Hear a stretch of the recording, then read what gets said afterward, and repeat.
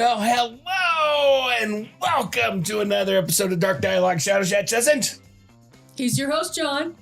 And we're not to that part yet. Before we dive into this week's collection of weird shit, conspiracy, rabbit holes, cryptids, haunted railroads, and Olympic-level criminal stupidity, we need to ask you for a quick favor. If you're listening right now and thinking, wow, these people should absolutely not be left unsupervised, the best way to supervise us is simple. Hit follow, hit subscribe, or smash whatever button your podcast platform provides that permanently attaches you to this circus. Leave a rating, preferably 5 stars. Like I say, if you want to leave a 1 star, that's fine. But please at least make the review entertaining so that we can read it dramatically on air and question your decision-making abilities. And our life choices. And we question those anyway. And be sure to share the show with a friend, specifically the one who thinks cryptids are just undiscovered wildlife, the one who sends conspiracy videos at 1:30 in the morning, or the one who still believes they could absolutely win a fight with a bear. Also, reviews genuinely help the show grow. Algorithms are strange little creatures, part math, part magic, and like most cryptids, they demand offerings. So, all right, now that we've performed the ritual sacrifice to the algorithm gods, let's get into the chaos. So, I'm your host, John. No, he's your host, John. And I am resident to be named later. You're not host? I don't know. I'm Angela. Did you resign without telling me? No. I gotta be in the loop on that shit. I'm not sure you would allow it. I definitely would not allow it. Psychotic, crazy woman talking that shit to me. Anyway. So, it's good to know where you stand once in a while, so I have to test the waters. You gonna try to quit? No. Not right now. Okay. All right. Threw you for a loop, didn't I? Well, I was just thinking about when Michael Scott quit.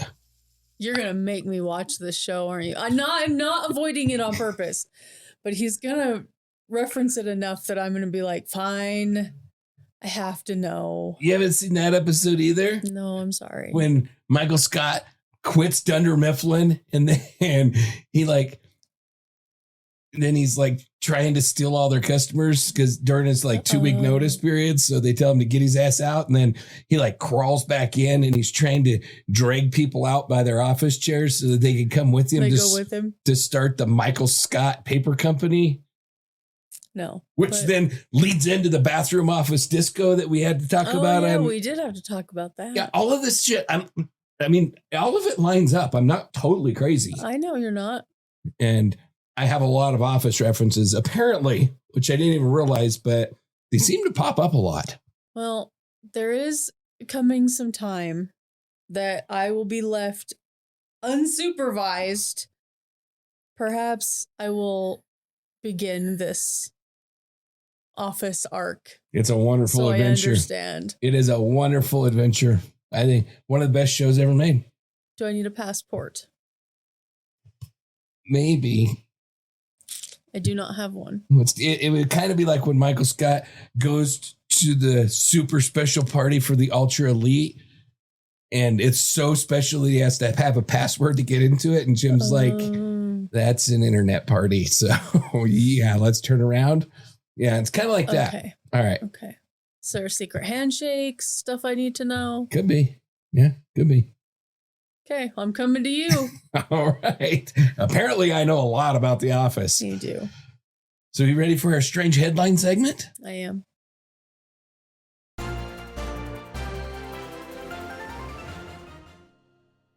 The case of the shape-shifting frog officer. In December of 2025, police in Heber City, Utah were testing artificial intelligence software designed to automatically write police reports from body camera footage. During the test, the AI produced a report claiming that an officer at the scene had, quote, shape-shifted into a frog. The explanation turned out to be surprisingly mundane. The officer's body camera had picked up audio from Disney's The Princess and the Frog playing nearby. The AI transcription system mistakenly interpreted the movie dialogue as part of the real-world incident and wrote it into the official police report narrative. I love this. The Heber City Police were experimenting with 2 AI-powered report writing systems designed to help officers handle one of the most time-consuming parts of law enforcement, paperwork. Anyone who spent time around cops knows that writing reports can eat up a huge chunk of their shift. The promise of these tools is simple. Feed body camera footage into the system, and AI will generate a clean, structured police report that officers only need to review and edit. One of the systems being tested was Draft One, developed by Axon, the same company that produces tasers and body cameras widely used by police departments across the United States. This software listens to the audio and video from body camera footage and then produces a narrative report describing what happened. So during a test run, the AI produced a line that immediately caught everyone's attention. According to the report, the officer involved in the incident had, quote, shape-shifted into a frog. Naturally, the department does not employ amphibious law enforcement personnel. The bizarre line came from an unexpected source somewhere at the scene. Audio from the Disney film The Princess and the Frog was playing in the background. The system picked it up, and voila, we have a shape-shifting frog cop. I think we've just cracked the mystery of Blind Frog Ranch. I don't know what that is. Okay. Sorry. Some people will. Some people know what that is. Will. I have no doubt about that. So in other words, AI essentially wrote a fairy tale police report. I like it. Heber City was also testing a second AI system called Code 4, developed by 2 young MIT dropouts. They're going to be freaking wealthy. It's crazy how that works. That program promises to automatically produce structured, timestamp reports and even analyze the tone and the sentiment of conversations captured on body cameras. In demonstration, the system can generate bilingual reports in English and in Spanish. However, even during controlled demos, the reports still required extensive human editing before they were considered usable. The frog incident quickly became a media story. Local station Fox 13 in Salt Lake City reported the error, and soon national outlets picked it up. The story spread across tech sites and legal publications as an example of what AI developers politely call hallucinations. When generative AI produces information that sounds confident but is completely wrong. The police department itself responded with humor. Officials joked publicly that they were not currently employing frog officers and emphasized that all AI-generated reports are reviewed and corrected by humans before becoming official documentation.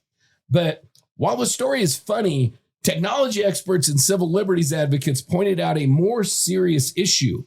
This mistake was obvious. A frog cop is pretty easy to catch. But what happens when the error is subtle? Critics warn that AI systems used to generate official police documents could accidentally add or distort information in ways that are much harder to detect. If the system misinterprets audio and inserts something like a threat, a weapon, or a statement that never happened, that information could potentially become part of the official record unless someone happens to notice the error. Groups like Electronic Frontier Foundation have raised concerns that these systems are difficult to audit. It can be unclear which parts of the report were written by human officers and which parts were generated by AI. And in the courtroom, that distinction kind of becomes important because once something appears in an official police report, it can carry enormous weight in investigations, prosecutions, and testimony. I'm not even AI, and look at me screwing it up. In this case, the AI simply created the world's first fairy tale patrol officer, but it also illustrated a real problem. When machines start writing the paperwork that defines reality in the justice system, even small mistakes can ripple outward in unpredictable ways. My take? So let me get this straight. We are now using AI to write police reports, and the first thing it does is turn a cop into a Disney frog? Well, that's fantastic. I mean, honestly, this feels like the most accurate metaphor for AI in government that I have ever seen. You feed it real world data, it listens to some background noise, and suddenly the official record reads like a Brothers Grimm fever dream. Officer Smith arrived on the scene, attempted to detain the suspect, and then briefly transformed into an amphibian. Look, I actually understand why departments want this technology. Anyone who has done law enforcement paperwork knows that it could take hours and hours to write a solid report, but the idea that an algorithm is quietly drafting official police narratives is a little concerning. Because if it can hallucinate a frog, it can hallucinate other things too. And unlike a frog, those might not be all that funny. Yeah. They might be things like weapons, threats, statements that suddenly appear in the official story of what happened. And once something shows up in a police report, it has a funny way of becoming a fact. Yeah. So yeah, the frog officer is hilarious, but also a reminder that maybe we shouldn't let the robots write the crime scene fairy tales just yet. So if AI systems can hallucinate something this obvious, how many subtle errors might slip into reports without anyone noticing? I don't even want to think about it. So many people are going to be in trouble for no reason. You know, my personal opinion on this is the detail that you would have to read these over in order to ensure they're 100% right is going to take longer than if you just write the thing yourself. I was thinking that exact thing while you were reading this. I mean, giving away a little industry secret, I guess. I do like the dictate thing in Microsoft Word, and I pull up my podcast microphone and I just kick back and I write an episode. And I never have to type a thing like that. And I know if I like say, I just turned into a frog, I'm be like, what? Wait, back, delete. I can fix that shit. Yeah. I mean, so there are ways that you can make it a lot better. And, you know, programs that that are used like in the medical community, at least I know that for a fact, like Dragon Naturally Speaking. No, they're not a sponsor, but it will take your money if you'll give it to us. They work really freaking well. And, you know, like doctors are the same way. They'll give you like, I mean, they have to write these. Thank you. Of course. I needed that. They have to write these long ass reports of everything they did. And where I kind of come into it was the mental health community, where the therapist that I was working with had to write like therapy notes. And so we were trying to find a system that would do that. That was years and years ago. And Dragon Naturally Speaking was a system then. It's still out there. I'm sure they've upgraded it a billion times since then. So it's probably like spot on. So shit like that makes it super easy. Why do we have to have it fake? Yeah. Why are we faking it? Yeah. I mean, I think with like the Dragon Naturally Speaking thing, I mean, that's 3. So come on, guys. Right. But, you know, I mean, with like the dictation software shit, the cops could probably do their shit while they're driving around on patrol. I mean, they're on the phone 95% of the time anyway. They might as well be working. Just dictate the story while you're driving around. So should AI-generated police reports have to clearly mark which sections were written by software versus a human officer? Absolutely. I think so. I don't think they should be allowed in court. Flat out, period. I don't want AI in a courtroom, period. At all.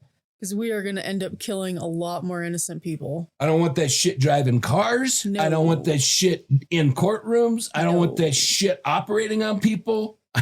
I don't trust it, man. I do not trust it. Terrifying thought. Yeah, well, it's a thing, and I don't trust it. I don't like it. So at what point does automation in law enforcement become less about saving time and more about quietly rewriting reality? Before it even started. Yeah, I mean, I don't like any of this shit. I don't like the robot cops. I don't like the... I think I've made it clear. I don't like any of this shit, man. I have watched Predator. I have watched iRobot. I've watched Predator 1, 2, 3, 7, 9, 11, all of them. 57,000.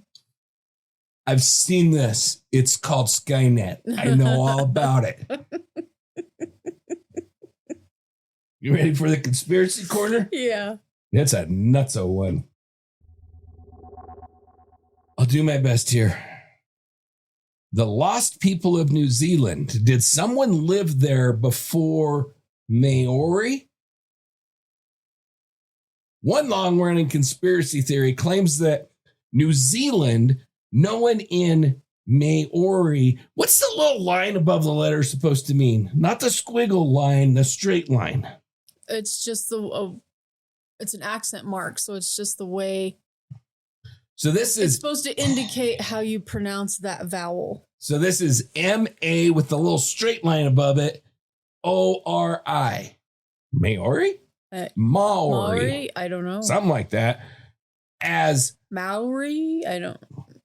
Well, you can give this one a shot. A-O-Te-A-Ro-A.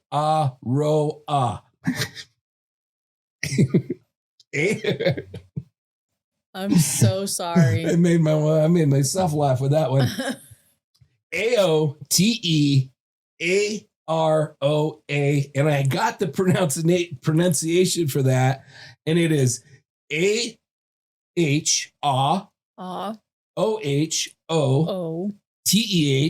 Te A-H-A-R-O-H Ro A-H-A. So I think I had it right the first time. A-O-Te-A-Ro-A. Aotearoa. You're better at that than me, but yeah, something like that. Was inhabited by an earlier mysterious civilization before the arrival of the Polynesian ancestors of today's Maori. According to fringe theories, these lost inhabitants were Celts, Phoenicians, Europeans, or even a race of pale-skinned giants who built stone structures across the islands. Mainstream archaeology, however, says the evidence overwhelmingly points to a totally different story. The first people to settle New Zealand arrived from East Polynesia around 1250 to 1300 CE, becoming the ancestors of the Maori people. The conspiracy persists largely because of colonial myths, misunderstood geology, and the human love of imagining lost civilizations. According to modern archaeological research, the first humans arrived in I didn't get that pronunciation again. Damn it, John. A-O-Te-A-Ro-A. To modern, arrived there. They arrived in that place, surprisingly late compared with most inhabited parts of the world. Radiocarbon dating from hundreds of archaeological sites across the North and South Islands shows that settlement began around 1250 to 1275 CE when Polynesian voyagers arrived in large ocean-going canoes known as waka.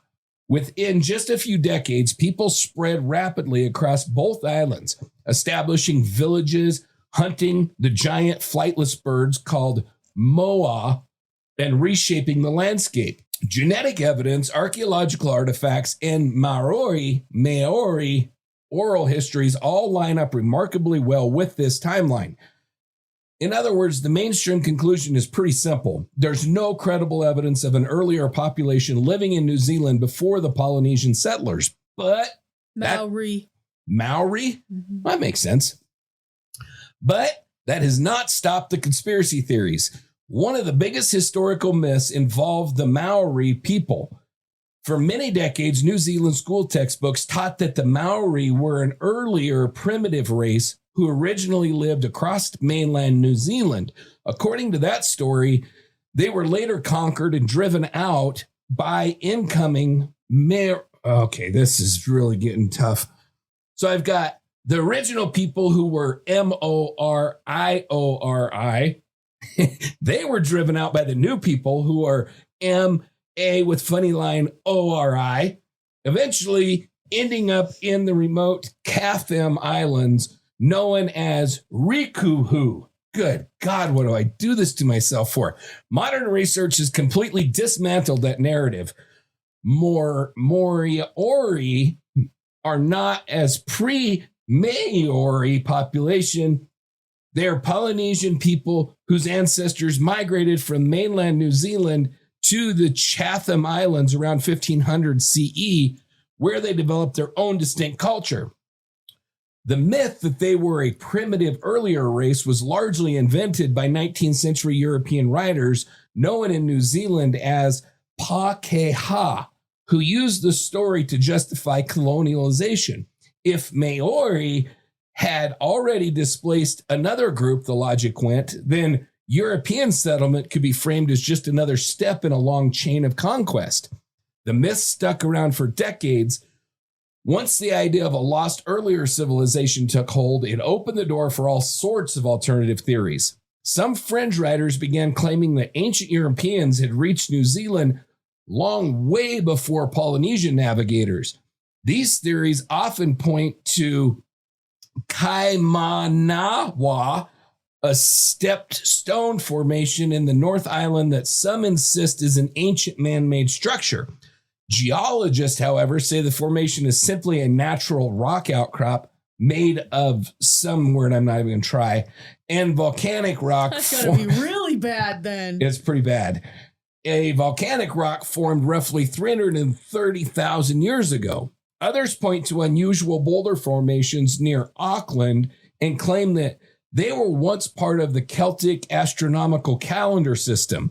These ideas sometimes link the structures to Māori stories about mysterious pale-skinned beings called Patu-pai-a-rihi, supernatural I'm telling you, that's what it is. Supernatural forest spirits in Maori folklore. I'm trying to figure out what we're incanting in this room. Who the hell even knows? We're incanting should supernatural forest spirits. Should we burn some sage? Maybe. French theorists argue these beings were actually the descendants of a hidden ancient European population. Professional archaeologists reject these claims entirely. Most of the supposed evidence appears only in self-published books or non-peer-reviewed websites, but the story does not get genuinely interesting when you step away from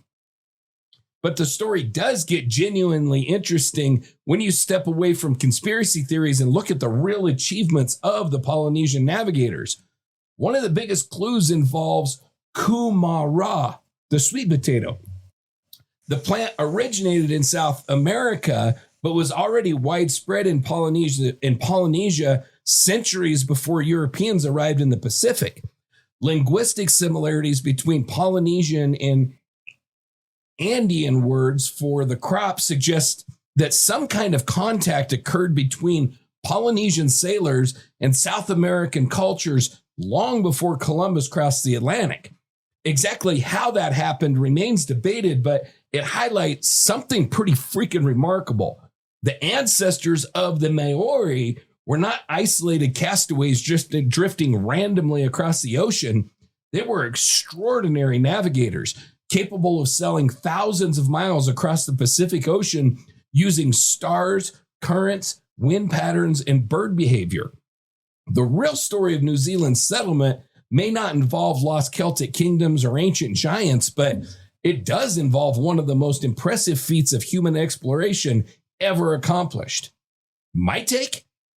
Every country gets to have their own conspiracy theories. Somewhere out there is always a guy with a YouTube channel insisting that the real history has been hidden and actually the ancient Celts or Vikings or Atlanteans were there first. And New Zealand is no exception. Apparently, according to the internet, the island was once full of mysterious pale-skinned giants who built stone walls, invented calendars, and then politely vanished before the Maori showed up, because of course they did. Now, the irony is that the actual history is already pretty freaking incredible. Polynesian navigators crossing thousands of miles of open ocean in wooden canoes using stars, wave patterns, and birds as navigation tools. They intentionally settled some of the most remote islands on the earth, but for some reason that story isn't exciting enough. So instead, we get the theory that ancient Europeans somehow sailed halfway around the world, built a few stone walls, and then disappeared without leaving behind tools, bones, villages, pottery, language traces, or literally anything else that archaeologists might normally find. They were thinking that'll show them. It's one hell of a disappearing act. Mm-hmm. Honestly, the real hidden story isn't a lost white civilization. It's how often people underestimate just how sophisticated and skilled Polynesian exploration really was. Turns out the real history is cooler than the conspiracy. So why do conspiracy theories about lost civilizations show up in so many places around the world? Because conspiracy theories are fun. They are pretty fun. They're fun. But why does it have to be so wacky and crazy? Because that makes them more believable, because it's harder to look up and prove wrong. I mean, the Celts. And it gives you fun things to pronounce. And the Celts, oh, God, that was a tough one. But the Celts and the Vikings were pretty freaking incredible navigators in their own right. Yeah. And they were here. We know that they were here before Christopher Columbus. So I don't know, man. It's just amazing to think about these. I was watching this dude and he built an actual Viking ship, like just like exactly the way that they would do it and everything. And then he goes out and he navigates the way that they navigated. And that sounds awesome. It's impressive as shit, man. And to watch him and to understand how they did it and what they were doing. I mean, those ancient cultures, I don't care if they're Polynesian or Celts or I don't care. The way they did the shit that they did that makes us fascinating. You know, it's like the Egyptians building the pyramids and we're like, it had to be aliens because there's no possible way. Like the shit that mankind accomplished before the Industrial Revolution is really freaking impressive. Yeah. And, you know, the shit that we just come up with, like, you know, it's like, in researching my my Jennings 8 book, and I think I said this on another episode of something, I don't remember, but how like they discovered that the natives from like the Rocky Mountain region, like the Lakota tribe or the Cheyenne or something, they had a trade route that went all the way down into Louisiana. Louisiana's natives had a trade route that came all the way up and they like met and would sell like buffalo hides and trade them for alligator skins and shit like that. I mean, it's unreal. It's just crazy. It just blows my mind. I don't know. I'm a dork. So there's that. Not. So why do you think some people find the idea of ancient Europeans discovering places first more believable than the achievements of some other indigenous cultures? I don't know. And I've been trying to figure that out for a while. I don't know either, because there's a lot of shit about indigenous cultures that just makes so much more sense to me. It's like, you know, I've heard like Lakota medicine men and stuff talk about how stupid white people are because we dam up the rivers and stuff instead of just living beside them and just using them as they naturally are. And it's like, dude's got a really freaking good point. I got to say, it's a really good point. So if you had to sail across the Pacific using stars, wind, and birds as navigation tools, how far do you think you'd get before panic set in? Probably not too far. I mean, didn't you want to do it in that giant hamster ball thing that we talked about? Oh, yes. If you do that, you'll do anything. Yeah, we'll see. If somebody's going to build me a Viking ship, like legit Viking ship, I'll try. I'd do it. You'd build me the ship or you'd go? No, I'd go. Okay. You don't want me building a ship. I ain't a shipbuilder, so I think that. Somebody build us a Dark Dialogue Viking ship. To scale. Yeah, to scale, please. And we will embark on this adventure. Perfect. I'm game. Okay. You ready for the Reddit rabbit hole? Sure thing. What is there to mispronounce in this one? Not much. And it's an odd one to be in the Reddit rabbit hole, but it's a rabbit hole. So here we go. The Johnny Gosch case. The missing paperboy who may have come home. In 1982, 12-year-old Johnny Gosch vanished while delivering newspapers in West Des Moines, Iowa. Witnesses saw him shortly before he disappeared, but he was never found. His case became one of the most famous missing child investigations in America, and it helped launch the milk carton campaign for missing kids in the 1980s. But the real rabbit hole begins years later.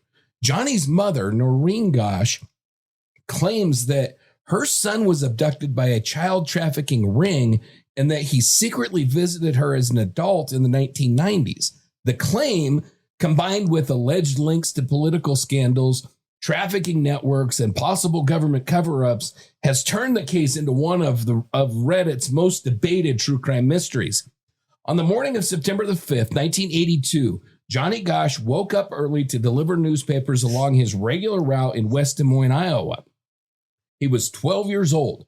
Several witnesses saw him that morning. One neighbor reported seeing a suspicious man sitting in a car talking to Johnny while he was picking up his bundle of newspapers. Another person later reported seeing Johnny speaking to a different man near a parked vehicle. Then he disappeared. When Johnny didn't return home, his parents quickly began searching the neighborhood. They found his little red wagon, which he used to carry his newspapers in, along with his rubber bands that were scattered along the route. His dog was nearby, but Johnny was gone. At first, police treated the situation as a possible runaway. That early assumption frustrated Johnny's family and delayed the urgency of the investigation. Eventually, authorities acknowledged that Johnny had almost certainly been abducted.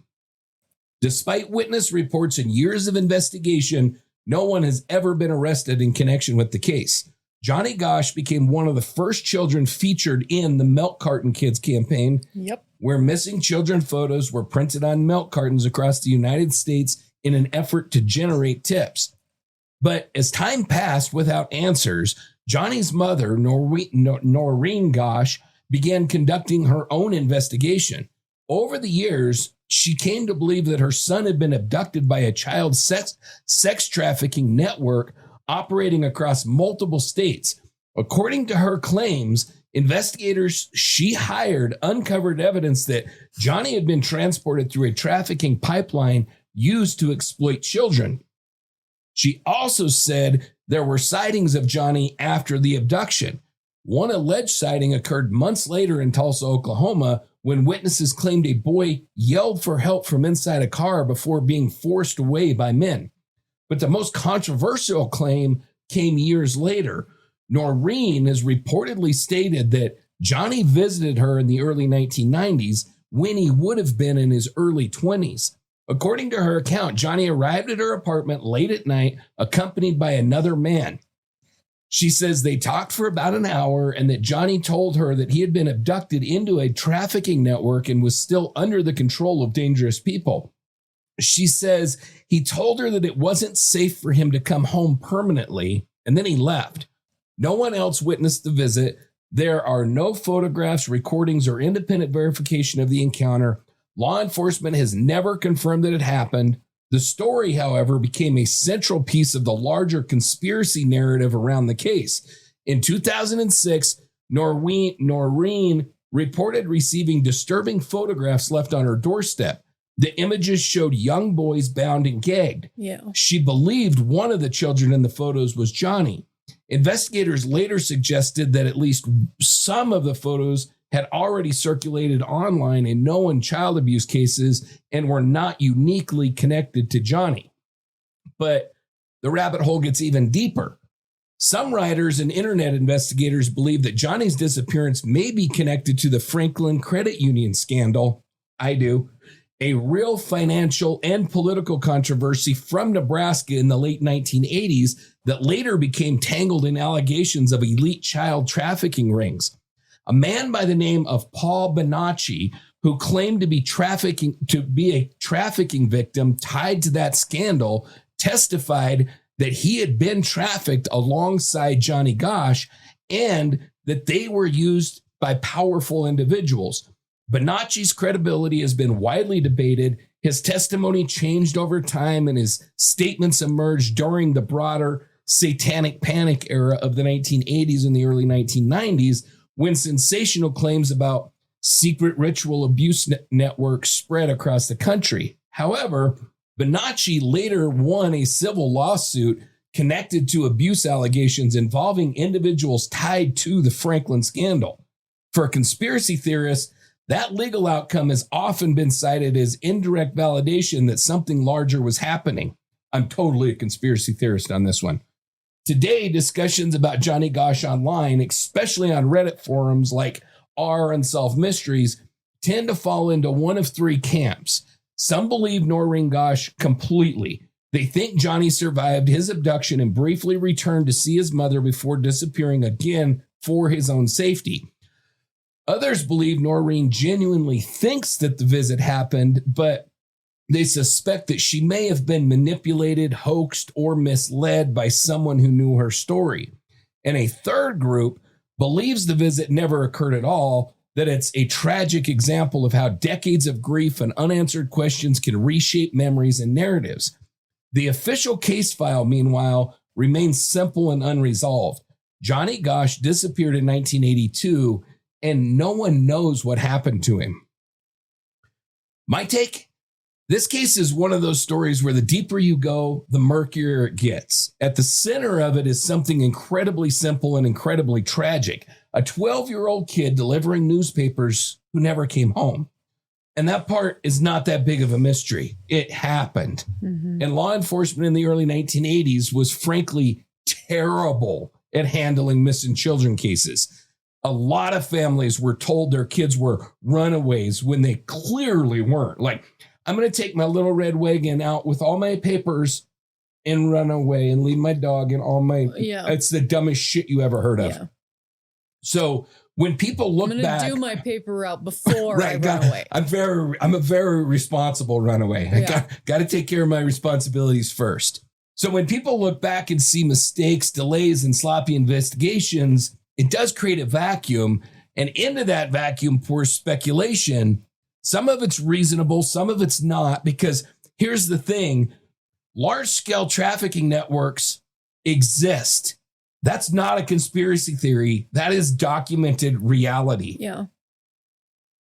I don't know if this all fits into that. Like I said, I believe that it does. You know what I'm going to say? We'll get there. But once a story reaches that level, it really doesn't matter because it becomes very difficult to separate grief, possibility, rumor, and evidence. The claim that Johnny came home one night and spoke to his mother is one of the most haunting details of the entire case, because if it's true, it's terrifying. And if it isn't, it's heartbreaking. Mm-hmm. Either way, the tragedy remains the same. A 12-year-old boy vanished on a quiet Sunday morning. And more than 40 years later, nobody knows where he is. Yeah. So hit me with it. Thoughts on the case? Oh, you don't know what immediately went through my brain? I know exactly what went through your brain. What? You want me? Epstein. Yep. We're right in the middle of the whole Epstein shit right now. Epstein files. Yep. No, it might be unpopular. I want it to be true that he visited her and then disappeared for his and her safety, just so she can feel like he's still alive. Yeah, I mean, how do I frame this? I in no way want to take away something like that from a mother. Mm-hmm. Like, if it happened, I think it's wonderful and tragic all at the same time. Yeah. I personally don't believe it was him. I just think it's unlikely. I think it's unlikely that a trafficking victim got out and then went back. You know what I mean? Like they no, I get that. Didn't have enough control that they could go visit their mom, but yet they have enough control that they can get them back in. Mm-hmm. But I don't know. I just don't know. I do know that after a certain age in trafficking, they don't want them anymore. Sadly. I mean, that's 100% true. I mean, the word "sadly" is not. I mean, there's not a word that there is nothing that describes this shit that goes on. Mm-mm. I am one that firmly believes a lot of the missing children, at least from the 80s and the 90s, possibly now, were part of a larger trafficking ring. And are now probably overseas. They're probably dead. Well, yeah. I mean, they're not. That's a sad reality. That's a sad reality to piggyback onto what you said is when they outlive their usefulness, they don't just get to go home. Yeah. They just disappear. Yeah. Unless they become useful by in some other grooming. Way. Yeah. In some other way. But so why do unsolved cases like Johnny Gosch's tend to grow larger conspiracy theories over time? Because people are still trying to figure it out. Yeah. His is very unique because you don't see this in a lot. There's a lot of the cases that I've looked into that I think this might definitely fit, but you don't see it like publicly. Yeah. There's a ton of missing children, but you don't hear this conversation widely. And if you do, we're a bunch of whack jobs. Yeah. And then the Epstein shit starts to come out, and it's like, how many freaking conspiracy theories do I got to prove are right before you start believing me? Because some of us have been saying some of this shit for years and years and years. Yeah. And we've been called nuts for it. And now it's like everybody's on board. And all of a sudden it's like, oh, now you come around? Yeah. Now you want my opinion. Yeah. Yeah. Now you want all my information. So how much responsibility does early investigative failure carry in allowing conspiracy theories to grow around real cases? A lot. Yeah, I mean, when you look at cases from, it's like John Wayne Gacy, 33 victims at least, right? And the vast majority of them were told they had to be gone at least 72 hours. We won't even talk to you.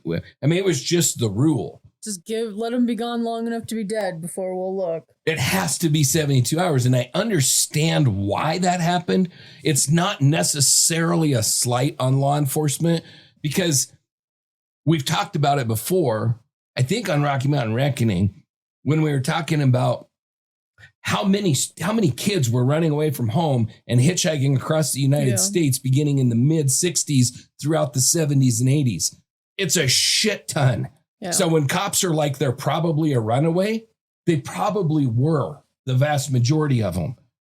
But then you get into these cases like Johnny Gosch, and it's like, are you brain dead? Like, how could you think this kid was a runaway? Seriously. Yeah. It just doesn't fit. After his paper route, like I said.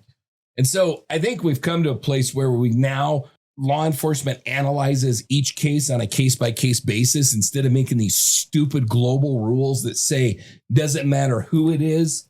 Yeah. If it's a 9-month-old baby, we got to wait 72 hours because they maybe decided to run away. I mean, It wasn't quite that insane, but it was pretty close to that insane. Packed my pacifiers, now I'm out of here. Exactly. So I think we've kind of got away from that. And now we're like, Amber Alert. Okay, we touch that shit off. And if it comes back that it was unnecessary, fine. We're fine with that. I'd rather it be unnecessary than not at all. Yeah.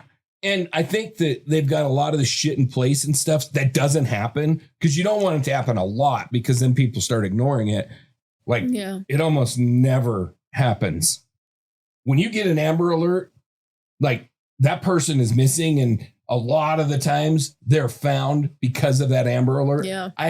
I don't have the statistics for how many lives that thing has saved, but it's a lot of lives. I can tell you that. And my phone is loud when you get one of those. Oh, shit. So immediately you're like, okay, I'll be on the lookout now. Or if you're like in Walmart or some public place and the whole freaking store, because every phone in the whole place starts going crazy. Echoes across the land. Yeah. Yeah. It's pretty freaking awesome.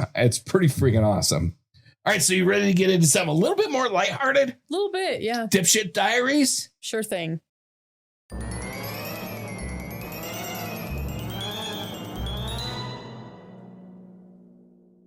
Dipshit Diaries. I had to do the dance for you because you didn't do it. In 2012, Afghan Taliban commander Mohammed Ashan was on a wanted poster offering a $100 reward for information leading to his capture. Instead of hiding from authorities, Ashan reportedly walked into a police checkpoint holding the poster, pointed to his own face, and asked officers if he could collect the reward money for turning himself in.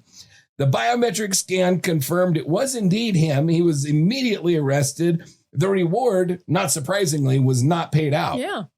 So coalition forces operating in Afghanistan had placed Mohammed Ashan, a Taliban commander in Paktika province, on a wanted list. Ashan was allegedly responsible for coordinating multiple attacks involving improvised explosive devices, commonly known as IEDs.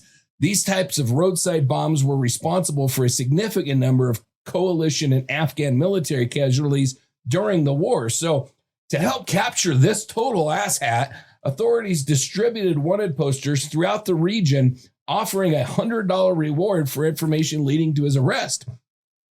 The posters included Ashan's photograph. Apparently, he saw one of them And instead of doing what most wanted fugitives do, like disappearing into the mountains, he decided to take a different approach. According to U.S. soldiers stationed in the area, this dipshit walked up to the Afghan police checkpoint holding the poster. He pointed to his image, and then he asked for the reward.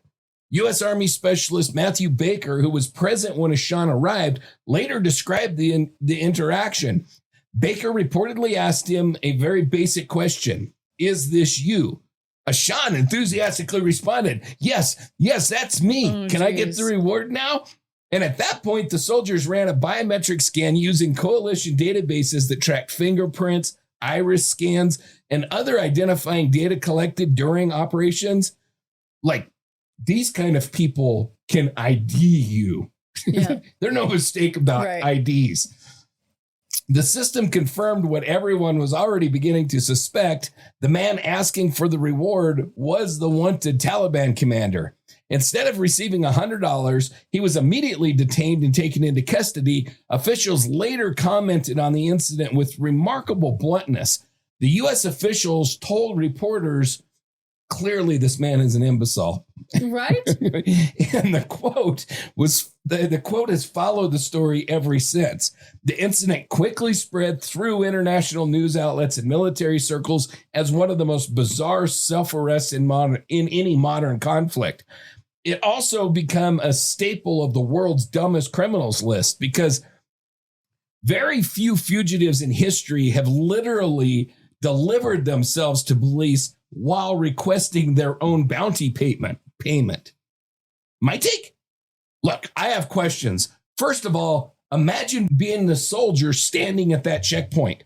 Some guy walks up holding a wanted poster with his own face on it, and he's basically like, hi, I'd like to turn this guy in. And the soldier's like, sir, that's you. And he goes, yes, correct. Precisely. Now, where's my $100? Yeah. Now, to be fair, maybe he thought it worked like a grocery store coupon, turn in one Taliban commander, receive $100. But the real tragedy here is that somewhere someone had to explain to this man that the reward is not for self-referrals. And honestly, if you're dumb enough to turn yourself in for your own bounty, you may actually be too dumb to successfully run a terrorist operation in the first place. So in a weird way, this might be the most efficient arrest in modern military history. No investigation, no surveillance, no stakeout. The guy just walked in and said, hello, I'm the problem. So it's me. Give me my $100. Do you think he genuinely thought that he could claim the reward, or was he trying some kind of bizarre negotiation tactic? From the sounds of it, I think he genuinely thought he was going to get $100. I think so. But 100%. I don't know what he thought he was walking away afterwards. I got nothing. See? What's the dumbest criminal story you've ever heard that made you question humanity for a minute? This one definitely does for me. It's up there. I still, every time you say it, I go back to the guys who drew their own. That's a disguised with Sharpies. Definitely a favorite of mine. Mm-hmm.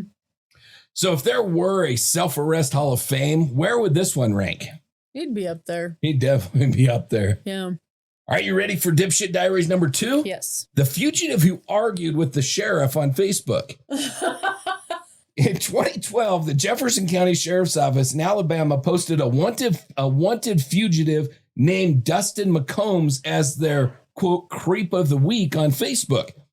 Instead of laying low, McCombs jumped into the comment section himself, arguing with the police, insisting the accusations were false, and proudly announcing that he had moved out of state. Unfortunately for him, arrest warrants come with nationwide extradition. Yeah. So within weeks, McCombs was arrested in Ohio. So the details. At a Waffle House? Probably. January 2012, the Jefferson County Sheriff's Office in Alabama started a feature on their Facebook page called Creep of the Week. The concept was simple. Highlight a wanted suspect, post their mugshot, and hope someone recognizes them and calls in a tip. 1 week's feature suspect was Dustin McCombs, who had an active warrant for rape. The sheriff's office posted his mugshot along with a note that he was wanted and encouraged the public to report information about his whereabouts. Pretty standard stuff, except McCombs saw the post. Instead of ignoring it or maybe quietly contacting a lawyer, he decided to jump into the comment section and start arguing with the sheriff's office. Right there, in public, on their own Facebook page. McCombs complained about being called a creep, claimed the accusations were false, and accused the department of defamation. Then he added a line that probably seemed like a brilliant mic drop moment at the time. He wrote something along the lines of, "Good thing I moved out of the state." The sheriff's office... You'll never catch me. The sheriff's office responded with the digital equivalent of a slow, patient sigh. They politely reminded him that the warrant included nationwide extradition, meaning if he was arrested anywhere in the United States, he could be transported back to Alabama. They also suggested, very politely, that he might want to stop talking and consider exercising his right to remain silent. But McCombs did not take the hint. Instead, he kept arguing back and forth with the police in the comment section. I love it. Of a post about his own arrest warrant. The exchange went viral, spread across news outlets and social media as a perfect example of criminals who probably should not be posting online. And a few weeks later, in February of 2012, this dipshit was arrested in Ohio. Authorities noted that the viral Facebook argument had kept his case circulating widely online, making it way easier for people to recognize him and to report his location. So in other words, he basically helped advertise his own arrest. My take? There is a rule in life that applies to almost everything. And that rule is this: never argue with the police in the comment section of your own Facebook page. That's just a bad idea. Imagine seeing your mugshot online with an arrest warrant attached and thinking, you know what would fix this situation? A Facebook debate. And the best part is when he proudly says, "Good thing I moved out of the state," like he just discovered the one loophole that law enforcement had never considered before. Oh, shit. He crossed state lines. He found our weakness. Meanwhile, we'll never get him now. Meanwhile, the sheriff's office is basically replying like a parent dealing with a stubborn toddler. Sir, warrants work everywhere, and the entire internet is watching this happen in real time. Honestly, if you're a fugitive, the smartest thing you can do is probably not log into social media at all, because the second that you start arguing with the sheriff's office online, you've already lost. So... why do so many criminals seem incapable of staying off social media while they're actively being searched for by the police? The word, I had it. Did you see my face? Shit, I saw your face, and but then it left. I mean, it's amazing to me. It is amazing to me. I'm very grateful for social media because it catches so many of these asshats. I love it. So if you saw your own mugshot posted by a sheriff's department, what would be the absolute worst possible response that you could post in the comments? My new address is... Right? I mean, please forward all mail to... If I saw my own mugshot posted on the sheriff's department website, first of all, it's definitely not going to be for something like rape. So it'd be like, hi, this is where I'm at. We need to talk. I got to figure out what the hell's going on here. So... I mean, how dare you call me a creep? It wasn't like it was shoplifting. It was rape. Like shoplifting, yeah, maybe you move out of the state. They're not going to extradite you. But rape? Oh, you're coming home, buddy. It don't matter where in the hell you're at. Yeah. Oy vey. Do you think that police departments posting wanted suspects on social media actually help solve cases? Or does it sometimes just turn investigations into internet entertainment? I think both. Yeah, I mean, and I don't like to say both when you ask these things, but I genuinely think both. I agree, but I don't think there's a downside to it being internet entertainment. No. Because it spreads the story. And usually the police department or sheriff's office, whatever, they don't even have to get involved. They just let it take care of itself. Yeah. It's only dipshits like this that, I mean, they did the same thing with, I don't know, there's been a few stories with like the whole ICE thing and and then people are posting like, I dare you to come and get me or something. And then they do. Yeah. Yeah. And the one was pretty funny because it was like, we're actually in the parking lot. We'll be there in a minute. Yeah. So it's just like, if you're running from law, I don't give a shit what law it is. Put the kettle on. We're on our way. Yeah. And arrogance just kills everything. Mm-hmm. All right. You ready for Dipshit Diaries number 3? Yes. The burglar who logged into Facebook during the crime. In 2009, 19-year-old Jonathan G. Parker broke into a home in Martinsburg, West Virginia, and stole 2 diamond rings worth more than $3,500. While inside the house, Parker made a decision that would quickly land him on the world's dumbest criminals list.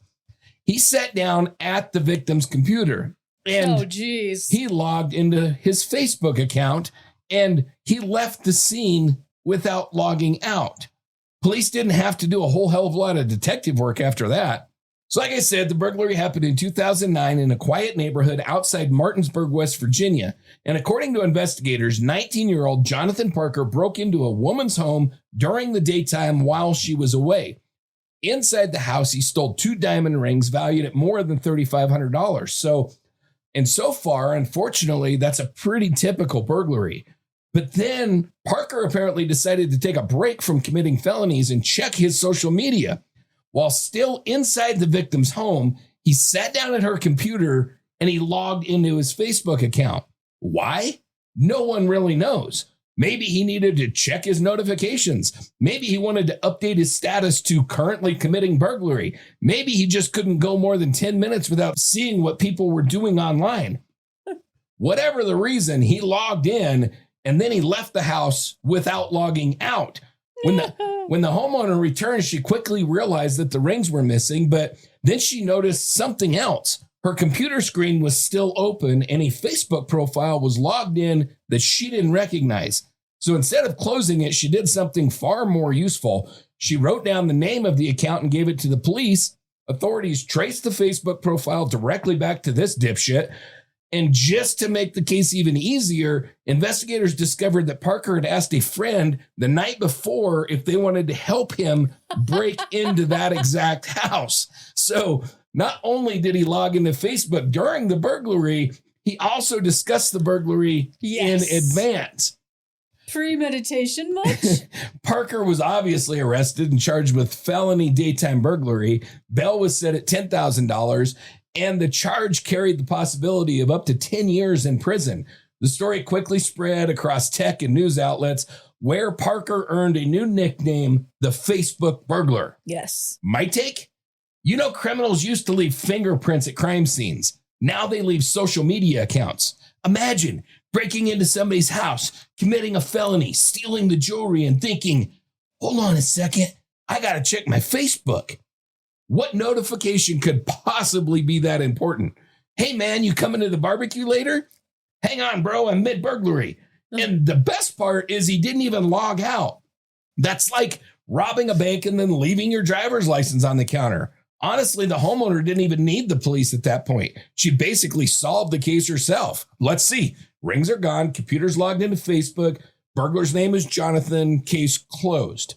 At that point, I'm convinced half of modern criminal investigations are just detectives saying, did you check their Facebook? Yeah. He posted on Marketplace that he had these rings for sale and he just wanted to make sure if anybody wanted them before he left. I'm sure you're probably right.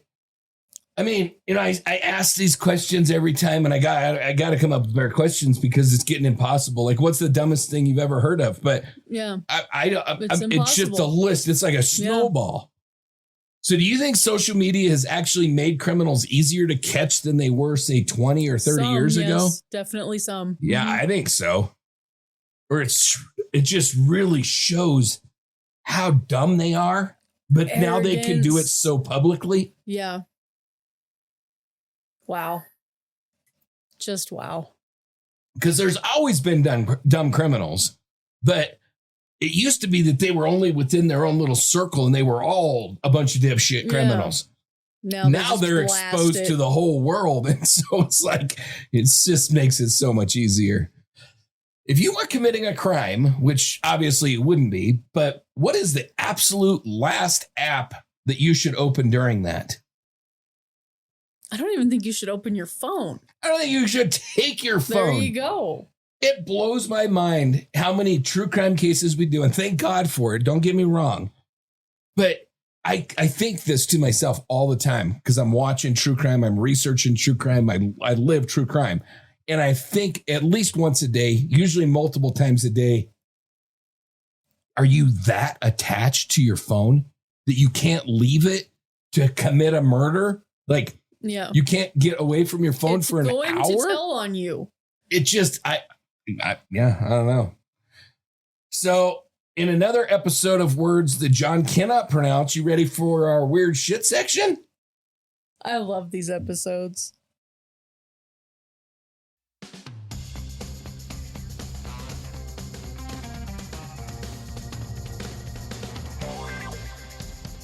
Weird shit.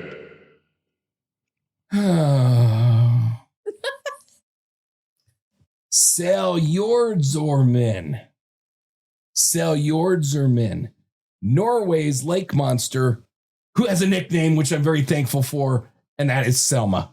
Aww. Deep in a glacial lake in southern Norway, locals say a massive serpent-like creature has been swimming around for centuries. The cryptid is called Selma. Seljordsormen. And is it Nessie's cousin? Do you want me to spell it? No. Well, yeah, because I want to see it. Look up Selma because it's going to be easier, but you spell it Seljordsormen, which literally means the Sjord serpent. Most people just call it Selma.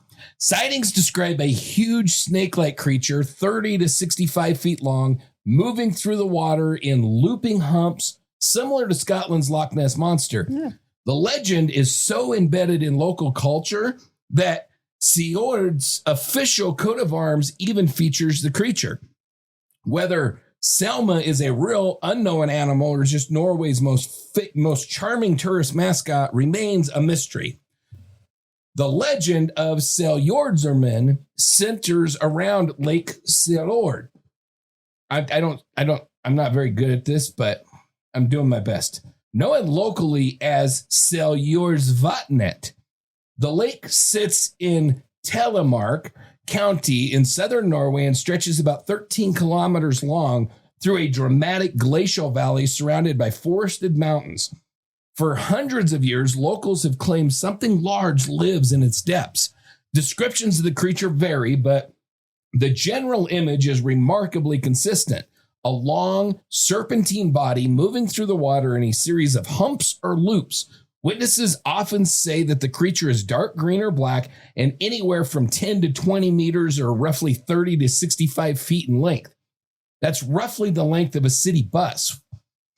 Written reports of the creature date back to at least 1750, when early accounts described a massive snake-like animal rising from the lake and threatening boats. One of the most dramatic stories supposedly occurred in 1880. According to local legend, a man named Bjorn Bjornge and his mother encountered the creature while traveling near the lake. The story claims that the serpent attacked their boat and Bjorn managed to cut it in half. The front half allegedly washed ashore and rotted away, while the back half escaped back into the lake, which, if true, suggests Sjord may be dealing with a regenerating lake monster, which is a whole nother problem.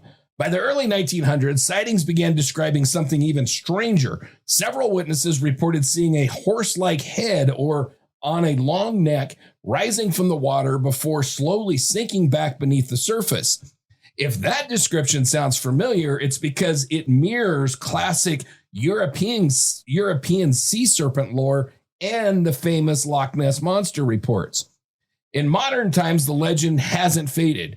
Instead, the town of Sjord has fully embraced it. There are designated viewing areas around the lake, including a structure called the Sea Serpent Tower, where visitors can sit and watch the water for unusual disturbances.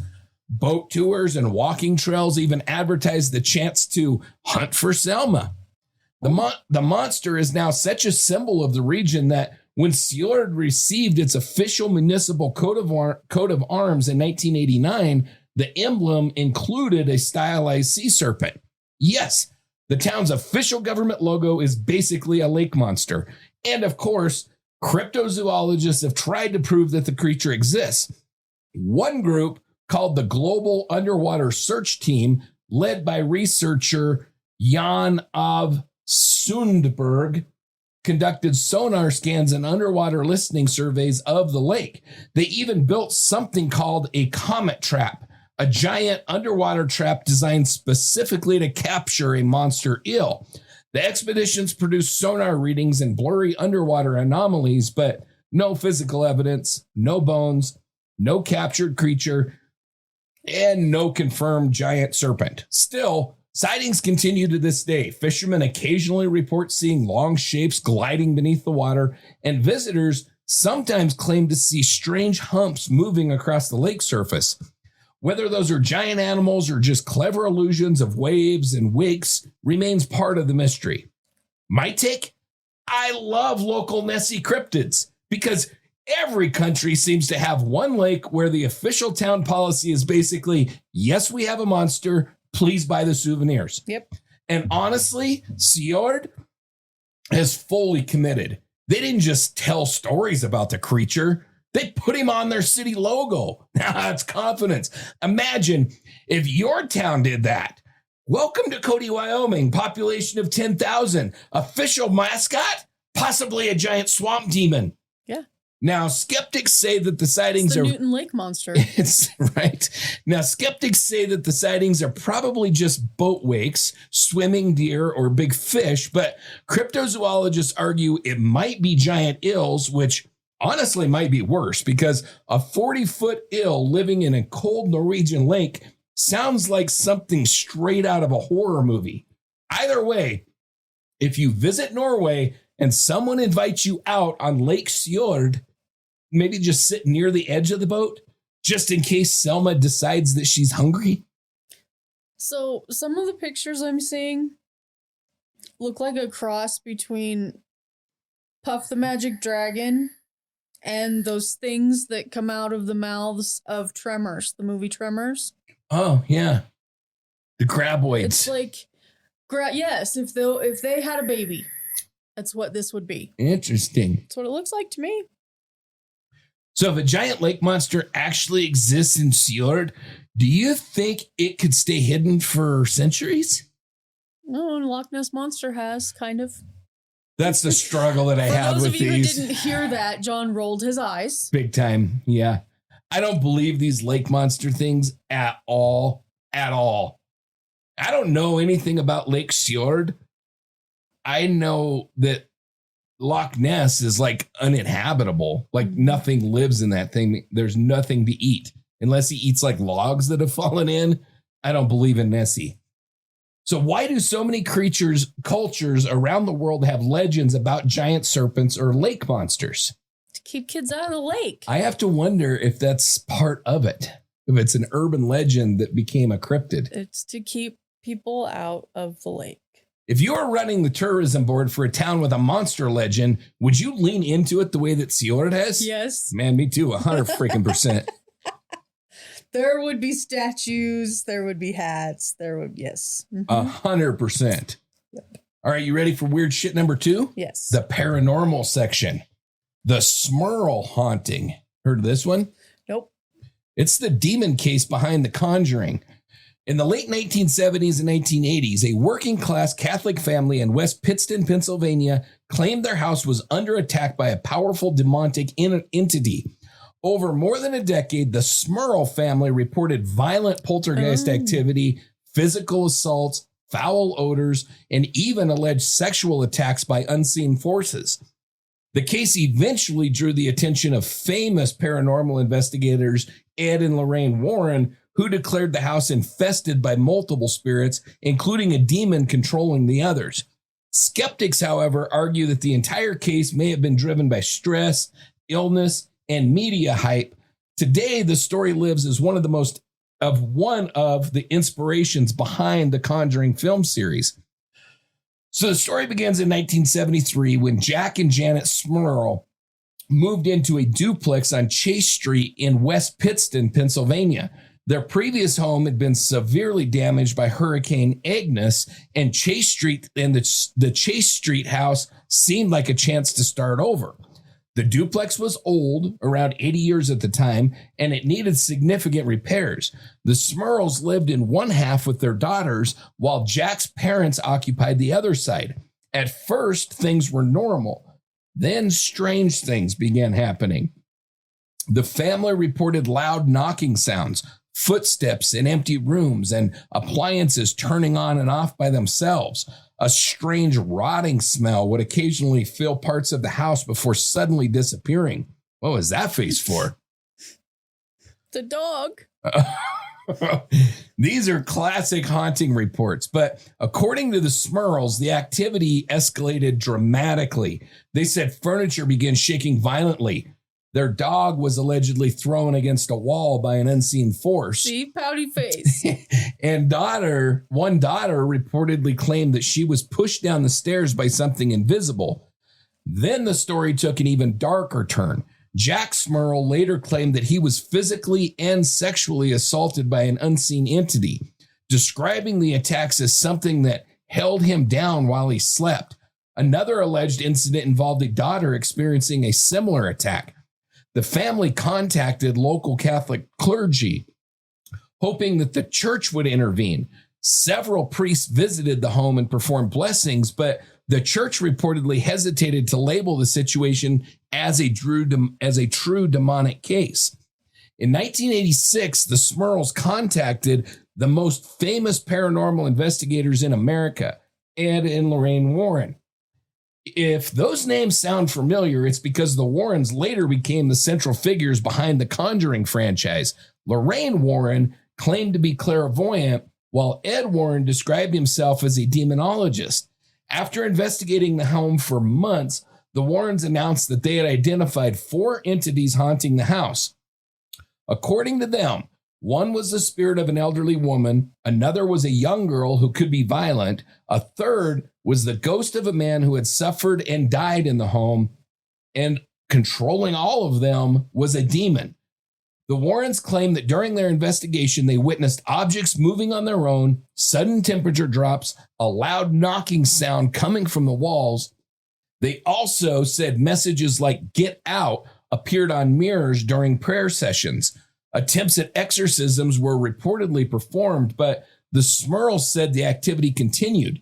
In 1986, the family went public. They appeared on national television programs like Larry King Live and Entertainment Tonight, turning the case into a media sensation.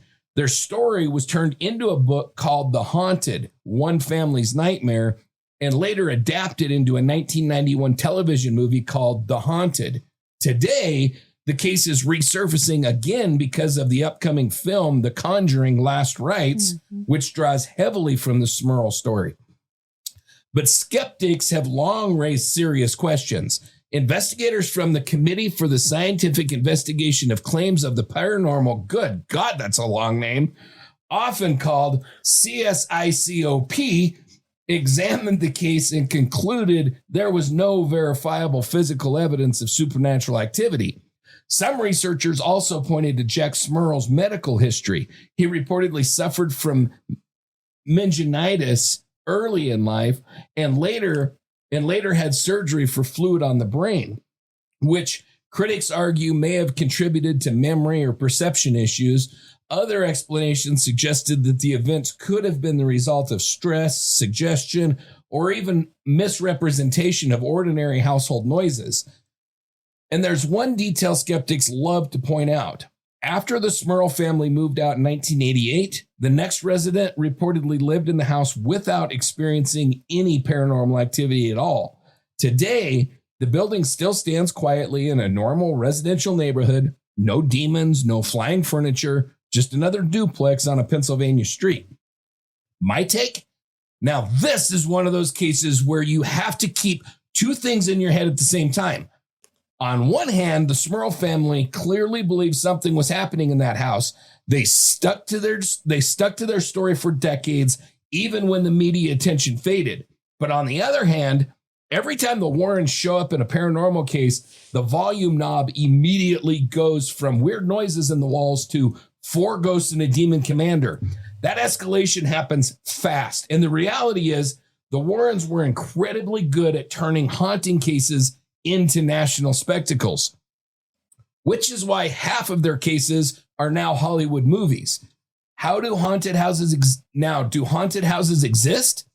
Who knows? But if I start smelling sulfur in my house, hearing voices and seeing mirrors write "get out" on themselves, I'm not calling a demonologist. I'm moving my ass out immediately, because if there's a demon living in your house, the one thing that you should not do is stay there long enough to write a book about it.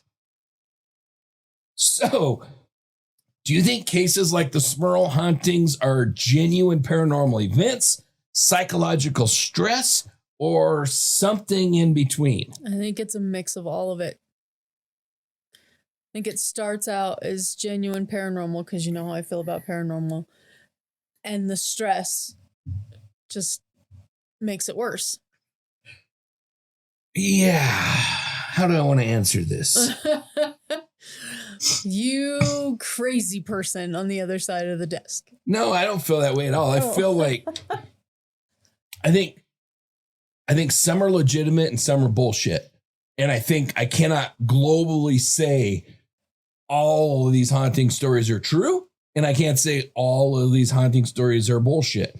I do believe in demons, and I do believe in some of these, like, I believe in like the exorcism of Emily Rose case. Mm-hmm.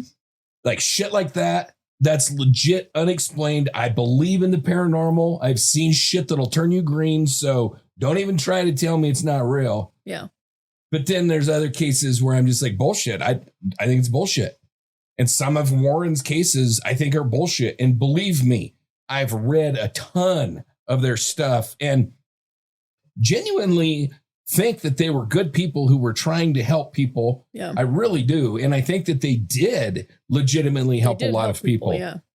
I also think that they sensationalized a lot of these stories. Yeah. So brings me to question number 2. The Warrens appear in many famous haunting stories. Do you think that they were legitimate investigators or expert storytellers, or a combination of the two? I think a combination of the two. And their nephew, John Zaffis, is amazing. I love him. I don't know anything about him, but he does paranormal investigation too. You know, I think some of both. I don't believe Amityville Horror bullshit for one freaking second.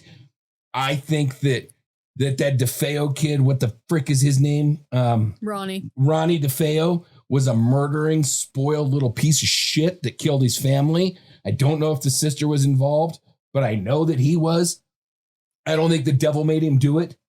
And I think that the DeFeos, I don't know what to think about the DeFeos.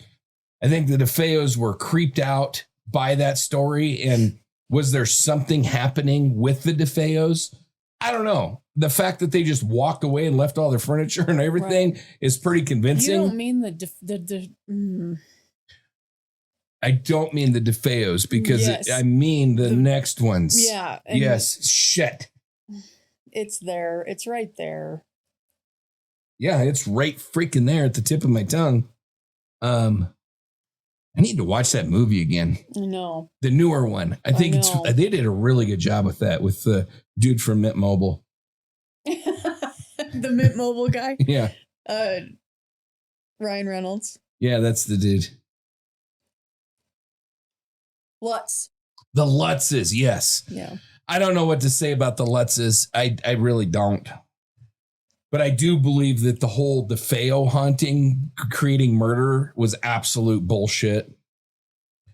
But if you believe that your house was haunted, what would you do first? Call a priest, call investigators, or pack a bag and leave? It's tough for me. For me, it's not that tough, but I have to make a distinction, because I do believe in the difference between a haunting and a possession, yeah, or an infestation, or whatever you want to call it. like a haunting, like a run-of-the-mill ghost that, I don't know, you catch him out of the corner of your eyes. Sometimes he walks by. Shadow people. That shit, or even if like you see him, because I have seen ghosts. Mm-hmm. And yeah, you're like, okay, well, cool. Like, they're no harm to you. They probably don't even know you're there. And that shit doesn't really bother me. I could easily live with them. I have. And just like weird stuff happening, like objects getting moved and stuff, doesn't really affect me, doesn't freak me out, doesn't scare me.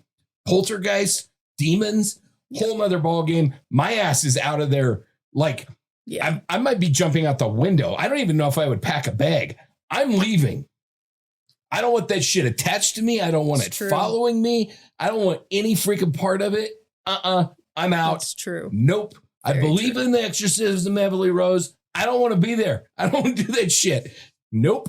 I'm gone. I agree. I agree with that. Did I leave any questions? No. Because I'm trying to be clear here. No, I'm pretty aware of your stance on the subject. Yeah. All right. You ready for weird shit number 3? Yeah. The mystery. The mystery? The unbreakable code in a dead man's pocket. Dun, dun, dun. In 1999, the body of Ricky McCormick, a 41-year-old man from Missouri, was discovered in a remote cornfield outside of St. Louis. His death was suspicious, but investigators had little evidence to work with. Then they found something strange. Inside McCormick's pockets were 2 pages of handwritten notes filled with bizarre strings of letters, numbers, and symbols. What appeared to be a coded message. The notes were sent to the FBI's Cryptoanalysis and Racketeering Records Unit, the same specialists who analyzed spy ciphers and organized crime codes. More than 25 years later, the code still has not been cracked. On June 30th, 1999, a farmer discovered a partially decomposed body in a field near West Alton, Missouri, about 20 miles north of St. Louis. The victim was Ricky McCormick. Investigators quickly realized something about the scene didn't make sense. The location was remote and difficult to reach on foot. Detectives believed that McCormick had likely been killed somewhere else and dumped in the field days later, but Ricky McCormick didn't exactly fit the profile of someone caught up in a violent crime. He was a poor man living on disability payments, suffering from chronic health problems, including asthma and chest pain. Friends and family described him as quiet and somewhat socially isolated. In the days before his death, McCormick had actually visited 2 hospitals complaining of chest pain and breathing issues. The last confirmed sighting of him alive came on June 27th when he was seen at an Amoco gas station near his apartment. He sometimes performed small odd jobs there. The medical examiner later estimated he died around that time. When deputies searched McCormick's clothing, they discovered something unusual. In his pockets were 2 pages of handwritten notes. The pages were filled with rows of seemingly random letters, numbers, parentheses, and dashes. Yeah. They look something like this: WLD-NCBE, SE, NK, and long strings like PRSE 294, WLD, NCBE. To investigators, it looked like a cipher, so they sent the pages to the FBI's Cryptoanalysis and Racketeering Records Unit, often called CRRU. This is the same group that works on spy codes, organized crime ledgers, and encrypted communications used by criminal networks.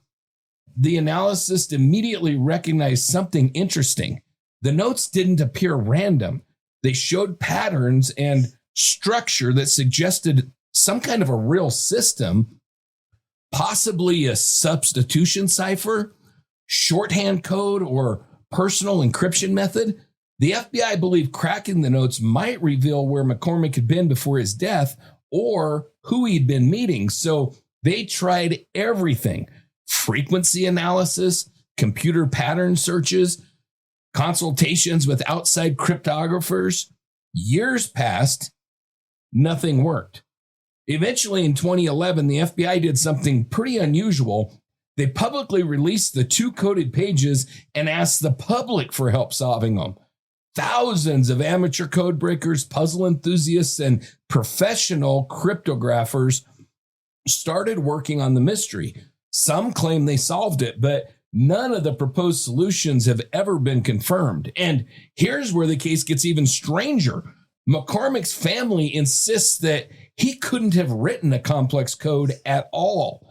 According to relatives, Ricky had serious literacy issues, and he struggled to read or write even basic sentences. His mother reportedly said the notes looked like meaningless scribbles and claimed that Ricky could barely write his own name. That raises an unsettling possibility. What if the notes weren't his? Some researchers think that... What if he was just practicing writing? Some researchers think that McCormick may have been acting as a courier, carrying coded messages for someone else involved in criminal activity.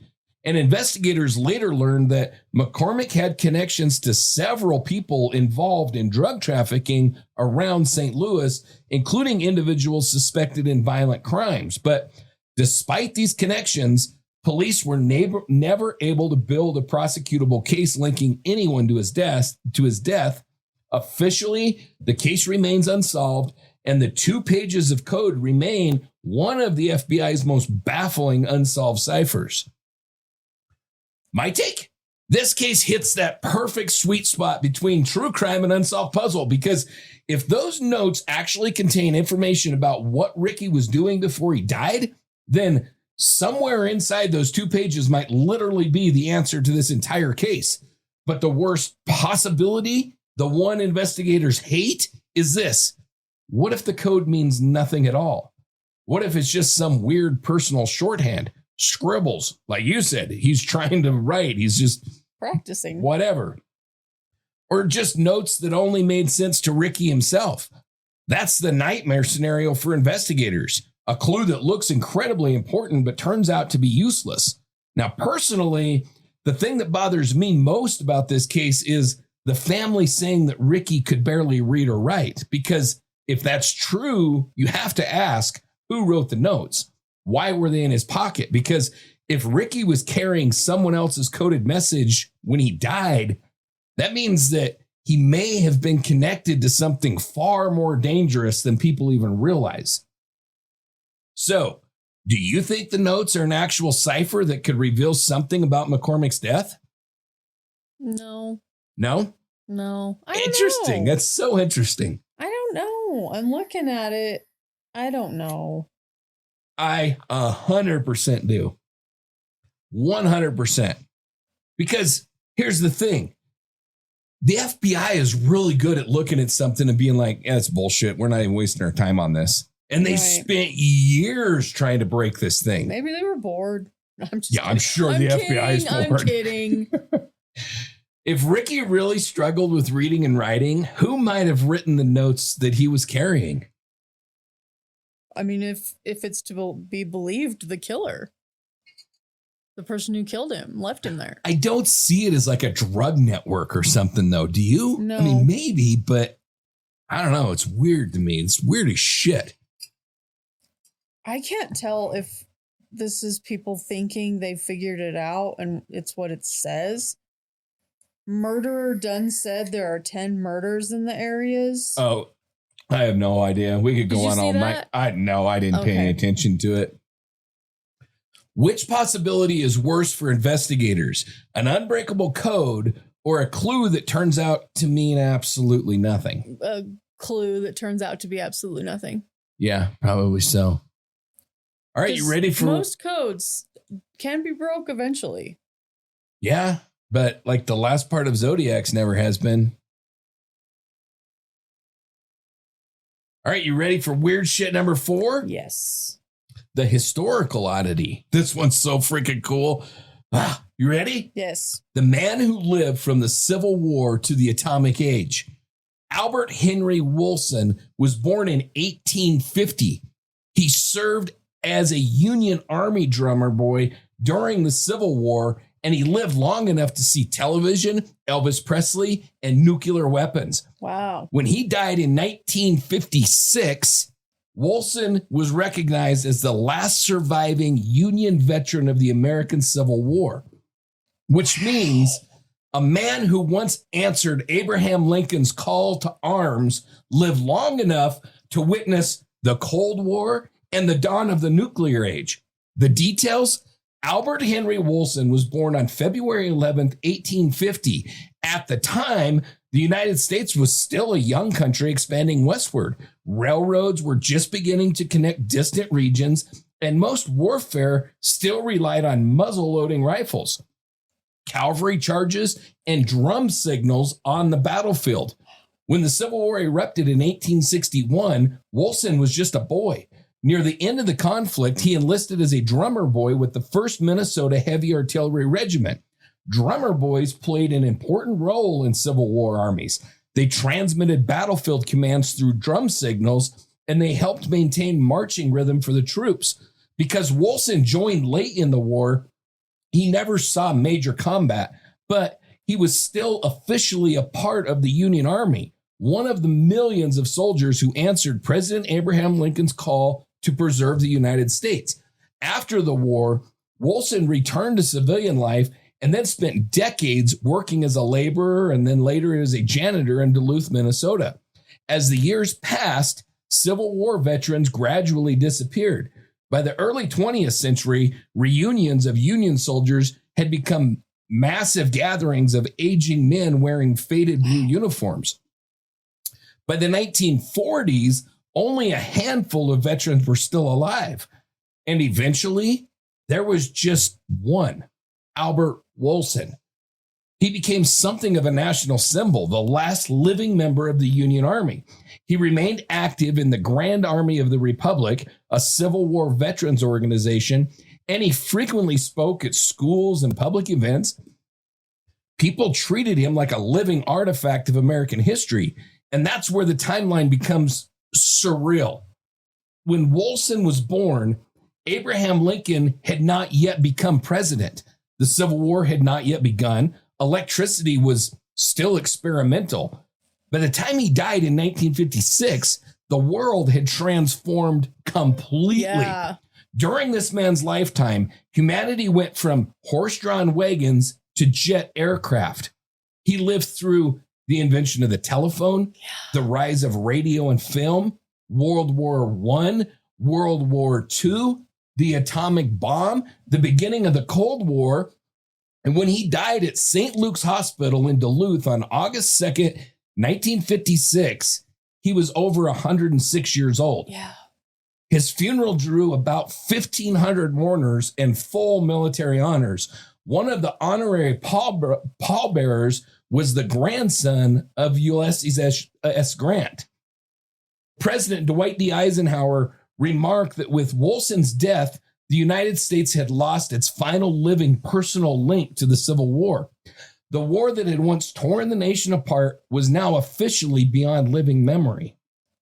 My take? This is one of those historical facts that completely messes with your brain, because when you think about the Civil War, it feels ancient. Black powder rifles, cavalry charges, drums and bugles. It feels like something from a totally different world.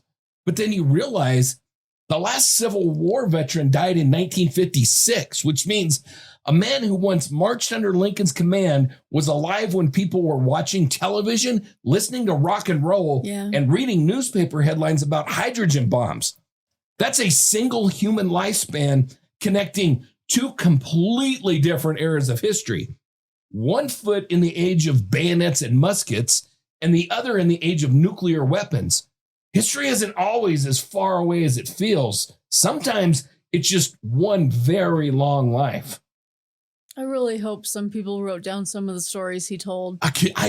This is unbelievably fascinating to me. I want to listen to his stories so badly. I never put it together. Like, I know the dates. I'm a history buff.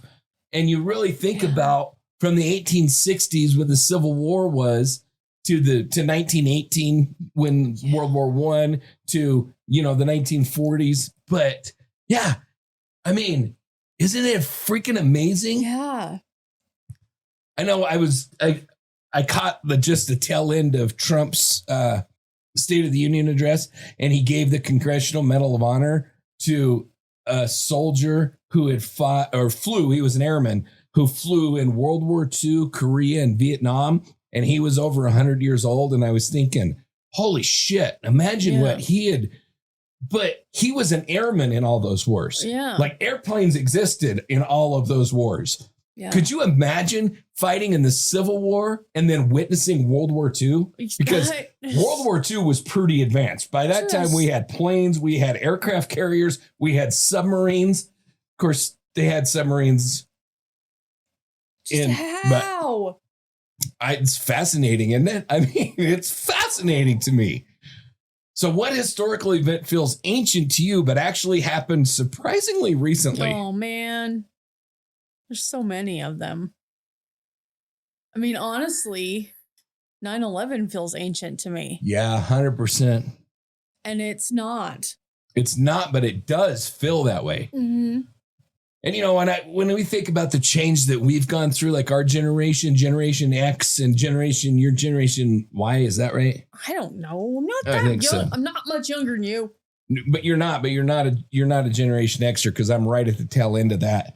But I mean, it's neither here nor there, because what I'm getting at is what we've witnessed as our generations. It seems massive. Like we've gone from cassette tapes to digital music, and we've gone from dialing. I am an Xer. Are you an Xer? Oh, you're the tail end.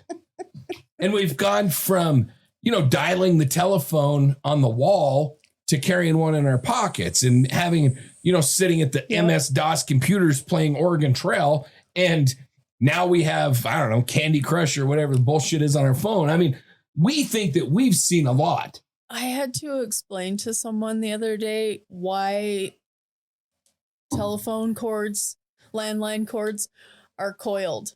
Oh, really? Yeah. Yeah. I was like, okay, I'm old. Yeah. I mean, it's a freaking... I almost texted you and said, okay, fine, we're old. And it's not going to be very long. There's not going to be telephone cords. Yeah. It's not going to be very long at all. Yeah. And, I think about like my parents' generation. Like I've said, my parents are older, and my mom grew up for a large period of her young life. She was on the oldest ranch in Wyoming, and they had outhouses. They had no electricity. They had no running water. Yep. And so what she has witnessed in her life, like my dad, he's 90, almost 90. Do you make them tell you the stories? Are you documenting this stuff? Oh, yeah. My dad tells me stories all the time, whether I want to hear them or not. So, yes. But, and they're fascinating. And you think about that change. But from, 1936, when my dad was born, to now, we had cars. There was, telephones and stuff that weren't common, but they were there. Mm-hmm. But you think about this freaking guy. Like, I mean, this one blows my mind. It seriously blows my mind. It probably blew his mind to watch it all. I can't even imagine. Cannot even imagine. Like, we're sitting here going, what will happen next? And he was just watching it all. Right? He's like, you have no freaking idea. I know. You have no idea. What technological change during Wolson's lifetime do you think would have seemed the most unbelievable to someone born in 1850? I want to say flying. I would think so too, but I think that there's a caveat, and unfortunately it's a gruesome caveat. Luckily, it doesn't sound like he saw a lot of combat, but I've been to Gettysburg, and the idea that there could be that much death and destruction from muzzle loaders to seeing the massive machine guns and artillery and tanks that we saw in World War II. Yeah. I don't know, but I'm thinking as a veteran, he would be like, the destruction Excuse me? Or like witnessing the atomic bombs being dropped on Nagasaki and Hiroshima. Yeah. Like the destruction. We're talking a major freaking ass whipping in the Civil War. Was like 1,000 soldiers died, and we're wiping out millions in one fell swoop. Like to me, I think it would be that. I think it would scare the shit out of me. Yeah. To think I was petrified of musket balls and cannonballs, and a bomb can be dropped that literally can wipe out my entire city. Yeah. I don't know. I can't even imagine, but I would love to have heard him tell the stories. Oh man, I could have sat and listened to that guy talk for hours and hours and days. Like it would have been fascinating. Mm-hmm. You know, I mean, shit. Wyoming wasn't even Wyoming. Yeah. Some people think it still isn't. So it's not. So do you think that living through that much change would be exciting or completely overwhelming? Overwhelming. Yeah, I think that I'm overwhelmed now. I am too. But I think that it's like the whole frog in boiling water type of thing. Oh, it happens slowly so you don't jump out. Yeah. Like one of my all-time favorite movies is Shawshank Redemption. And I think about like Brooks. And I think like if you're locked away and you miss it all. Yeah. And then you come out and you go in and it's all horse and carriage and everybody's, and like Brooks Hadlin in the movie, he's like, everybody went and got in such a damn hurry. Yeah. Because everybody's riding horses and walking everywhere. And then when he gets out, it's all cars buzzing everywhere and everything. I think that like being dropped into it would be a lot harder than just watching slowly watching it happen. You ready for weird shit number 5? Sure. Do you know what weird shit number 5 is? The next urban legend in the line. The next urban legend in the line. Do you know where we're at? I don't, because I can't remember. We were in Alaska last? Arizona last. So I don't know where we are in Arkansas. Oh, this will be fun. The Garden Light. Picture time. Deep in the woods of Garden, Arkansas, along an abandoned railroad corridor, people have been seeing a strange floating light for nearly a century. Witnesses describe a glowing orb that bobs, swings, and sometimes seems to follow people along the old tracks. The light can appear white, blue, green, orange, or reddish, sometimes small, sometimes distant, sometimes swelling to the size of a lantern. Locals call it the Garden Light. No one has ever been able to fully explain what it is. The phenomenon appears along a remote stretch of former railroad track outside the small town of Garden in Clark County, Arkansas. Today, the rails are gone, but the old rail bed still cuts through the woods like a narrow corridor. That's where the light appears. Witnesses often describe the same experience, a glowing orb floating a few feet above the ground, moving slowly down the old rail line like it's suspended from an invisible string. Sometimes it drifts quietly through the trees. Other times it seems to approach people, disappear, and then reappear somewhere else along the track.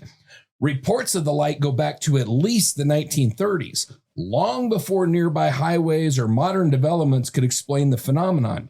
Over the decades, the Garden Light has appeared in television specials, paranormal documentaries, and even an episode of Unsolved Mysteries. And of course, there are ghost stories. Lots of them. The most common legend involves a railroad worker who was decapitated by the train while working on the line. According to the story, his head was never recovered. The floating light is said to be the lantern that he carried, still searching the tracks at night. Another version ties the phenomenon to a real murder in 1931. A railroad foreman named William McLean got into a dispute with a worker named Louise McBride during the economic hardships of the Great Depression. One night near the tracks, McBride ambushed McLean and killed him with a shovel and a spike hammer. McBride later confessed and was executed in 1932. They didn't mess around back then. Nope. Not long after the killing, locals began reporting a strange floating light along the same stretch of the railroad. Some say the light is McLean's ghostly lantern still patrolling the tracks where he died. Others say it's the spirit of the murdered foreman searching for justice. But there are also attempts at scientific explanations. Some people believe that the light might be car headlights reflecting through the trees from distant roads. Others suggest swamp gas, where gases from decaying vegetation ignite in small bursts. Another theory involves piezoelectric quartz in the local rock formations. Certain types of quartz can produce faint electrical discharges when stressed, potentially creating glowing atmospheric effects, sometimes called earth lights. The problem is none of these explanations completely fit the observations. The light often appears where there's no line of sight to any road. It shows up in cold weather, which does not match the swamp gas behavior, and its movement sometimes seems almost intentional, approaching people before drifting away again, which leaves the Gurdon light sitting in that strange gray zone, a phenomenon that clearly exists, but no one can fully explain. My take? This is one of my favorite kinds of mysteries because everybody agrees on one thing. This freaking thing is real. Even the skeptics who think that there's a scientific explanation will tell you people genuinely see something out there. The debate is not whether the light appears, it's about what it is. And the setting definitely helps out with the legend. You're standing in the woods, on an old railroad bed, in rural Arkansas, at night. Suddenly, you see a floating light moving down the track towards you. At that point, your brain immediately goes, ghost. Now, could it be some weird reflection, electrical phenomenon, or natural atmospheric effect? Sure. But if I'm out there and a glowing orb starts floating down the tracks toward me, I'm not waiting around to solve the physics of it. I'm leaving immediately, because if the ghost of the railroad worker is still walking those tracks with a lantern, he can keep them. So, do you think lights like the Gurdon light are paranormal or some kind of natural phenomenon we just don't fully understand yet? I love them and I want them to be paranormal. I think it's paranormal. Like, I don't know, maybe one day some scientist is going to be like, this is what it is. But for right now, we have failed. We have failed miserably. Like, none of the shit that they suggest even is logically remotely close to me. It's like, oh yeah, bullshit. It is not that. Try again. So yeah, I'm totally on the paranormal side of this one.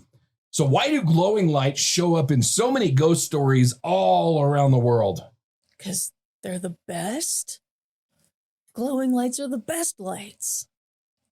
Well, and if you believe in anything paranormal, which you know I do, I think that there is some reality that it's easier to manifest as a ball of light than it is like a full body apparition. Yeah. Like, I think you got to read the whole book in Beetlejuice before you could figure out the whole body apparition. Yes. You know, like Gina Davis and the other dude. You're not just drawing a door and you know everything. And they could tear their faces off and what's her name couldn't even see them. So you got to practice that shit. It takes a while. It does. But I mean, I really think that there's something to that, or maybe they don't even materialize that way, but it is just the energy is visible as a glowing orb because or whatever. They have to draw so much of it. Right. Now, I do have a bit of an issue with like the whole orbs in pictures thing, because I mean, come on. Bugs, dust. We've all caught orbs in freaking, well, maybe not everybody, but a lot of us have caught orbs in pictures, and I've never been like, oh my God, it's a ghost. I've been like, what the hell was on the lens? Or what the hell, you know, like, I don't know. I just don't buy all that shit. So would you walk down those abandoned tracks at night to see if the light appears? Not alone, but yes. I probably would too. Yeah. And then I'd probably run like a little scared little girl if it did. But yeah, I'd probably go checking it out. This is why I wouldn't do it alone. But I don't do a lot of things. You don't do anything alone. I do things alone. I just don't do things like creepy, that alone. Scary things alone. If I could run better. Fair point. Fair point. All right. That's all I put together for us. So do you have anything you want to add? I don't. All right. So that is Shadow Chat sessions for this week. Shadow Chat? Did I? Yeah. You had to call me out on it, didn't you? I did. I love it. I'm pretty sure you'd call me out too. That is Shadow Chat sessions for this week. Tonight, we covered the AI police report that accidentally turned a Utah officer into a Disney amphibian, a conspiracy theory about ancient settlers in New Zealand that turned out to be mostly colonial storytelling, one of the darkest missing child rabbit holes in America, 3 criminals who desperately needed to log off the internet, a Norwegian lake monster with its own municipal branding department, a Pennsylvania demon case that somehow turned into a Hollywood franchise, an unsolved murder with a cipher the FBI still can't crack, a Civil War drummer boy who lived long enough to see Elvis and hydrogen bombs, and a haunted lantern wandering railroad tracks in Arkansas. So yeah, completely normal episode. Yep. If you enjoyed this week's descent into educational instability, do the responsible thing. Hit follow, hit subscribe, click whatever button your podcast platform uses to legally bind you to this nonsense. Leave a 5-star review because apparently the algorithm gods demand ritual praise before they'll allow new listeners to discover the show. If you leave fewer than 5 stars, at least make the criticism creative so that I can read it dramatically on the air and question your life choices. Share the show with a friend, preferably the one who sends you conspiracy videos at 2 a.m, the one who swears they could survive a month in the wilderness with a knife and a granola bar, or the one who still says things like, I'm just asking questions. And a gum wrapper. You forgot the gum wrapper. I did forget the gun wrapper. Follow us on social media so that you can watch the research spiral happen in real time. If you want bonus content, behind the scenes chaos, or early access to episodes, check the links in the show notes. Patreon memberships, all the places where you can support the show and help us keep doing whatever this is. And if you miss an episode, don't worry. We've apparently started a 50-state urban legend tour, which means things are only going to get weirder from here. So as always, don't argue with the police on Facebook. Don't log into social media while committing burglary. Don't try to collect the reward on your own wanted poster. And if you see a floating lantern walking down an abandoned railroad track in Arkansas, maybe just let it finish its patrol. Yeah. We'll see you next week. Stay weird. Stay safe.